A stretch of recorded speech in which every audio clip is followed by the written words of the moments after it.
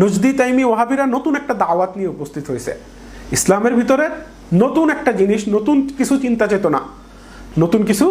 চিন্তা চেতনা, জাদিদ চিন্তা চেতনা নিয়ে উপস্থিত হয়েছে। যেই জাদিদ চিন্তা চেতনা না ইমাম আহমদ ইবনে হাম্বলের সাথে মিলতেছে, না পূর্ববর্তী হাম্বলীদের সাথে মিলতেছে, না কি আপনার আহলে সুন্নাতের অন্য কোনো ফরিকের সাথে মিলতেছে তাদের এই দাওয়া, তাদের এই তাজদীদ। তো এই জন্য তাদের এই যে নতুন যে সংস্কারমূলক যে চিন্তা চেতনা, এবং আপনি এটা দেখবেন যে যারা আমাদের দেশে অথবা আমাদের দেশের বাইরে পেট্রোডলারের প্রভাবে যখন ওয়াহাবিদের ইতিহাস লেখা হয়েছে এবং আমাদের বিভিন্ন কিতাবাদি যখন আমাদের সমাজে ছড়ানো হয়েছে, তখন আপনি দেখবেন যে সবসময় লেখা হয় যে মোহাম্মদ ইবনে আব্দুল ওয়াহাব নজদি সংস্কারক ছিলেন, মুজাদ্দিদ ছিলেন, এরকম অনেকে লিখে যে কি ছিলেন, মুজাদ্দিদ। তো সংস্কারক, মুজাদ্দিদ, এই কথা বলার মানে হলো দুইটা অর্থ এর মধ্যে থাকে। একটা হলো যে রাসূল সাল্লাল্লাহু আলাইহি ওয়াসাল্লামের আনা দিন, যেটা রাসূল সাল্লাল্লাহু আলাইহি ওয়াসাল্লাম, সাহাবা, তাবেঈন এবং পরবর্তী ইসলামের যে ট্রেডিশন আছে হাজারো বছরের, এই ট্রেডিশনকে উনি কি করেছেন, ট্রেডিশনের অনেক কিছু ধোঁয়াশা হয়, মানুষের ভিতরে অনেক কিছু কি ভুলভ্রান্তি হয়, এগুলোকে সংস্কার করা, এটা হলো একটা তাজদীদ। যেটা রাসূল সাল্লাল্লাহু আলাইহি ওয়াসাল্লাম আনা দ্বীনের ভিতরে থেকে ওইটাকেই কি করা, মানুষের ভিতরে প্রতিষ্ঠা করে দেওয়া। আর আরেকটা হলো যে এমন কিছু চিন্তা চেতনা নিয়ে আসা, নতুন নতুন চিন্তা চেতনা, তাজদীদ, যেগুলা রাসূল সাল্লাল্লাহু আলাইহি ওয়াসাল্লামের দ্বীনের অংশ নাই, বরং এটা মুখালিফ লিশরিয়াতি মুহাম্মাদিন সাল্লাল্লাহু আলাইহি ওয়াসাল্লাম বা মুখালিফ লিমা জাআ বিহি মুহাম্মাদুন সাল্লাল্লাহু আলাইহি ওয়াসাল্লাম। রাসূলুল্লাহ সাল্লাল্লাহু আলাইহি ওয়াসাল্লাম যা এনেছেন, ইসলামী শরিয়া যেটা, ইসলামের যে থিঙ্কিং, আহলুস সুন্নাত ওয়াল জামাতের যে ব্রড চিন্তা চেতনা, যে ট্রেডিশন, সেটার সাথে সম্পূর্ণ মুখালিফ, কিন্তু নতুন জিনিস। তো আমাদের অনেকেই এটা হলো একটা প্রবণতা যে কুল্লু জাদিদিন লাযীযুন, একটা প্রবাদ আছে যে প্রত্যেক নতুন জিনিস দেখলে মানুষ সেটার পিছনে খুব আগ্রহ নিয়ে ছুটাছুটি করে। কেউ নতুন একটা স্টাইলে বক্তৃতা দিলে, কেউ নতুন একটা নতুন জিনিসের প্রতি মানুষের একটা মোহ কাজ করে। তো এই জন্য যখনই কেউ সংস্কারের নতুন কিছু কথাবার্তা নিয়ে উপস্থিত হয়, প্রত্যেক যুগে দেখা গেছে যে এই সংস্কারের দাবির পিছনে লোকজন খুব ছুটাছুটি শুরু করছে, যে এর মনে হয় ওল্ড ইসলাম বাদ দাও, নতুন জিনিসের পিছনে ছোট।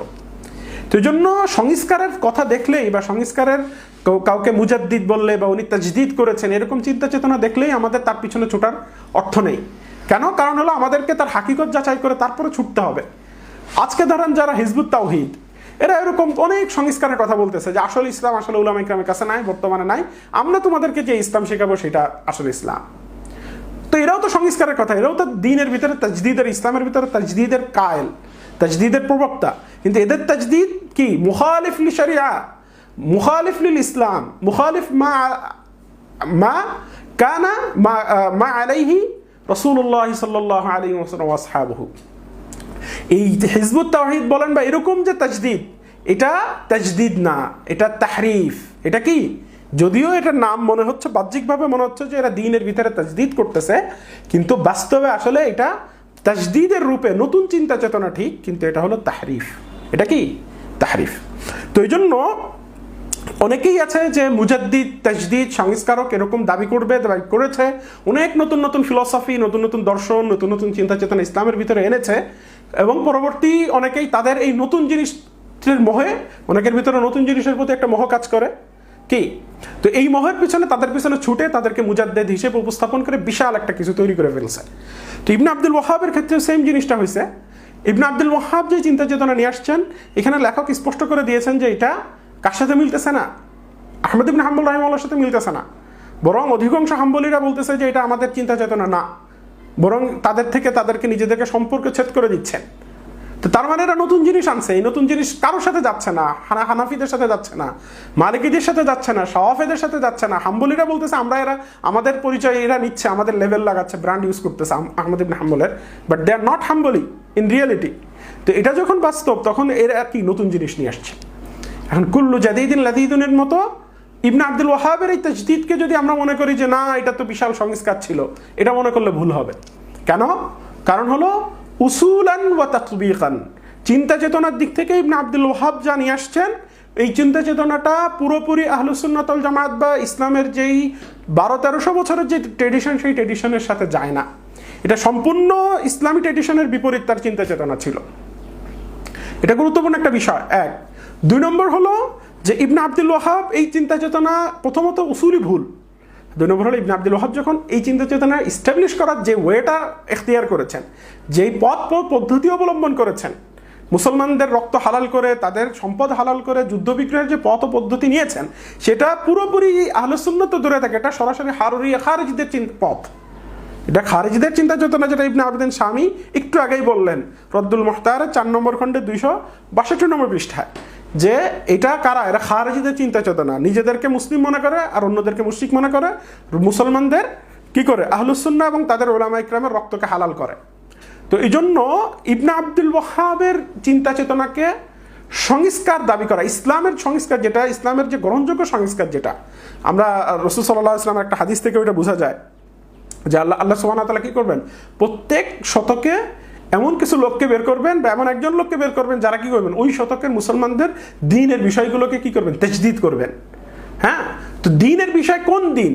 আল্লাহ রসুলের আনা দ্বীন, দ্বীনে বা শরিয়াত, যেটা রাসূল সাল্লাল্লাহু আলাইহি ওয়াসাল্লাম, সাহাবা ইকরাম, তাবেঈন, তাবেঈন, উলামা, আইম্মা, মাযাহিব যারা আছেন তাদের আনা যেই চিন্তা চেতনা, এইটাকে সংস্কার করবে, এটাকে প্রতিষ্ঠা করবে। যেটা মানুষ ছুটে গেছে, মানুষের আকীদা বিশ্বাসে ভুলভ্রান্তি ঢুকে গেছে, সেগুলোকে সংশোধন করবে। এটা হলো আসল হাকিকি তাজদীদ। কিন্তু এমন নতুন কিছু বিষয় চিন্তা ভাবনা আনলো যেটা খোদ রাসূল সাল্লাল্লাহু আলাইহি ওয়াসাল্লামের দ্বীনকেই ধ্বংস করে দেয়, রাসূল সাল্লাল্লাহু আলাইহি ওয়াসাল্লামের আনা চিন্তা চেতনাকে বাতিল করে দেয়, নতুন ফিলোসফি প্রতিষ্ঠা করতে চায়, নিজস্ব চিন্তা চেতনা প্রতিষ্ঠা করতে চায়। যারা রাসূল সাল্লাল্লাহু আলাইহি ওয়াসাল্লাম আহলুস সুন্নাতের চিন্তা চেতনার উপরে আছে, তাদের রক্তকে হালাল করে, তাদেরকে মুশরিক বলে দেয়। এটা কি তাজদীদ হাকিকি? না, এটা কোনো তাজদীদ না, এটা হলো তাহরিফ। তো বর্তমানে পেট্রোডলারের প্রভাবে বিশেষ করে, এবং আলে সউদের যে সারা বিশ্বে যে প্রোগ্রাম, সারা বিশ্বের একটা সালাফি যে প্রোগ্রাম এজেন্ডা ছিল সারা ওয়ার্ল্ডে, বিলিয়নস অফ ডলার এই এজেন্ডার পিছনে ইনভেস্ট করেছে তারা, সারা বিশ্বের মুসলমানদেরকে এই চিন্তা চেতনা প্রতিষ্ঠা করার জন্য এবং ইবনে আব্দুল ওয়াহাবকে মুজাদ্দিদ সংস্কার হিসেবে সারা বিশ্বের কাছে তুলে ধরার জন্য। এর পিছনে তারা স্কলার নিজেরা তৈরি করেছে, হোম মেড স্কলার, তাদের নিজেদের দেশে নিজেদের পরিবেশে স্কলার তৈরি করে করে সারা বিশ্বে ছড়াই দিছে, অথবা যে সমস্ত জায়গায় স্কলার ছড়াইতে পারে নাই তারা তাদের পিছনে ইনভেস্ট করছে প্রচুর পরিমাণে। আপনার এটার এই ইনভেস্টগুলো, আমি এই যে কথা বলতেছি যে সাধারণ আলেম উলামারা যে বলে যে ইহুদি খ্রিস্টানদের দালাল, এরকম কথা না, এটা বাস্তব কথা, এটা প্রুফ আছে এবং এটা স্বীকারোক্তি আছে। মোহাম্মদ বিন সালমান কিছুদিন আগে, এটা 1-2 বছর আগের ঘটনা, যে ব্রিটিশ পত্রিকাগুলোতে এবং ইন্টারন্যাশনাল পত্রিকাগুলোতে এগুলো আছে যে তারা এর পিছনে বিলিয়নস অফ ডলার ইনভেস্ট করছে এই এজেন্ডার পিছনে, ইবনে আব্দুল ওয়াহাবকে সারা বিশ্বে হিরো হিসেবে প্রতিষ্ঠা করার জন্য, তাকে মুজাদ্দিদ সংস্কারক হিসেবে প্রতিষ্ঠা করার জন্য। তো এইটা ছিল ইবনে আব্দুল ওয়াহাবের যেই হাকিকত, সেটাকে গোপন করে, সেটাকে পাল্টিয়ে, সেটাকে পরিবর্তন করে ইবনে আব্দুল ওয়াহাবকে হিরো অফ দ্য আহলুস সুন্নাহ প্রমাণ করার জন্য পেইড এজেন্ট তৈরি করছে সারা ওয়ার্ল্ডে তারা। এবং এই এজেন্ডা তৈরি করার পিছনে তারা ডক্টরেট ডিগ্রি দিয়েছে, তাদের মদিনা ইউনিভার্সিটি আছে, মোহাম্মদ বিন সাউদ, কিংস, তারপরে অন্যান্য যত ইউনিভার্সিটি আছে, উম্মুল কুরা ইউনিভার্সিটি, এই বিগ বিগ ইউনিভার্সিটি তারা তৈরি করে সারা ওয়ার্ল্ড থেকে তাদেরকে স্কলারশিপ দিয়ে লোকজন নিয়ে এদের ব্রেইন ওয়াশ করে, একটা টাইম পর্যন্ত ব্রেইন ওয়াশ করে এদেরকে সারা ওয়ার্ল্ডে ছড়ায় দেয় এবং বেতনভুক্ত করে এদেরকে রেগুলার তারা পে করে, লং টাইম ধরে সারা জীবন এদেরকে পে করতে থাকে। তো এই লং টাইম ধরে এই যে এজেন্ডা, এবং এই এজেন্ডার পিছনে যে ফুল প্রুফড একটা এজেন্ডা, তো এটার পিছনে মূল মাকসাদ ছিল এটা যে এই যে চিন্তা চেতনা, যেটা ইসলাম আহলুস সুন্নাহ ওয়াল জামায়াতের সম্পূর্ণ বিপরীত, যেটা রাসূল সাল্লাল্লাহু আলাইহি ওয়াসাল্লামের আনা দ্বীন ও শরিয়াত যেটা, এবং সাহাবা তাবেঈনের যে চিন্তা চেতনা, আহলুস সুন্নাহ ওয়াল জামায়াতের আইম্মাদের যে চিন্তা চেতনা, আশআরী মাতুরিদী উলামা ইকরামের যে চিন্তা চেতনা, এর সম্পূর্ণ বিপরীত খারিজিদের চিন্তা চেতনাকে ইস্টাবলিশ করা এবং এটাকে প্রতিষ্ঠা করা। তো এর প্রভাবে কি হয়েছে, সারা ওয়ার্ল্ডে আমরা দেখতে পাচ্ছি যে যখন এই চিন্তা চেতনা পুরো ওয়ার্ল্ডে ছড়ায় পড়ছে, যেই অঞ্চলে এই দাওয়া গেছে, সেই অঞ্চলে মুসলমানদের ভিতরে ফিতনা করছে।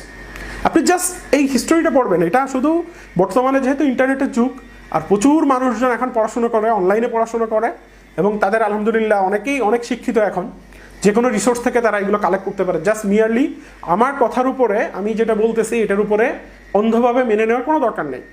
You can search, you can research, আপনি নিজে গবেষণা করেন, নিজে বিষয়টা যাচাই করেন যে ইবনে আব্দুল ওয়াহাবের এই এজেন্ডা, প্রোপাগান্ডা এবং এই যে চিন্তা চেতনা, তাকে হিরো অফ ইসলাম প্রমাণ করার জন্য, এবং তার চিন্তা চেতনা যেই অঞ্চলগুলোতে এটাকে কি করা হয়েছে, প্রোপাগেট করা হয়েছে, এবং এটাকে পপুলারাইজ করা হয়েছে যে সমস্ত অঞ্চলে, সেই অঞ্চলেই দেখবেন মুসলমানদের ভিতরে বড় বড় ধরনের ফিতনা হয়েছে, যুদ্ধ বিগ্রহ হয়েছে, মারামারি হয়েছে। আমাদের এশিয়ার কথা যদি বা আমাদের এই উপমহাদেশের কথা যদি বলি বা এই অঞ্চলের কথা যদি বলি, সর্বপ্রথম এই অঞ্চলের সুমিত্রা একটা দ্বীপ আছে, ওই দ্বীপে প্রথম নজদিদের এই চিন্তা চেতনা আসে। আসার পরে ওই দ্বীপে বিশাল হত্যাযজ্ঞ হয়, কি নিজেদের ভিতরে আহলুস সুন্নাত ওয়াল জামায়াতের উলামা ইকরামের ভিতরে কি হয়, হত্যাযজ্ঞ দিয়ে শুরু হয়। উপমহাদেশেও এর হিস্টোরি আছে, বিগ হিস্টোরি, ওগুলো আমরা পরে আলোচনা করব। তো মেইনলি যেটা আসতেছে সেটা হলো যে ইবনে আব্দুল ওয়াহ্হাবের এই চিন্তা চেতনার মাধ্যমে বর্তমানে দায়েশ যে প্রতিষ্ঠা হয়েছে, আমরা জানি আইএসের কথা, অনেকেই আমরা জানি। তো আইএসের মূল যে মূল থিঙ্ক ট্যাঙ্ক, এটা মূলত ইবনে আব্দুল ওয়াহ্হাবের। আইএসের যারা একেবারে কোর লেভেলের যারা বড় বড় নেতা, এদের ব্যাপারে রিসার্চ আসছে যে এরা লং টাইম ধরে ইবনে আব্দুল ওয়াহ্হাবের কিতাবুত তাওহীদ, কাশফুশ শুবহাত, তারপরে সাইয়্যিদ কুতুবের তাফসির ফি জিলালিল কুরআন, মাওলানা মওদুদির কিতাবাদি, এগুলো পড়ে পড়ে এরা এদের আইডিওলজি এস্টাবলিশ করছে লং টাইম ধরে। এবং এরপরে গিয়ে এরা কি হয়েছে, এই দায়েশ হয়েছে, আইএস হয়েছে।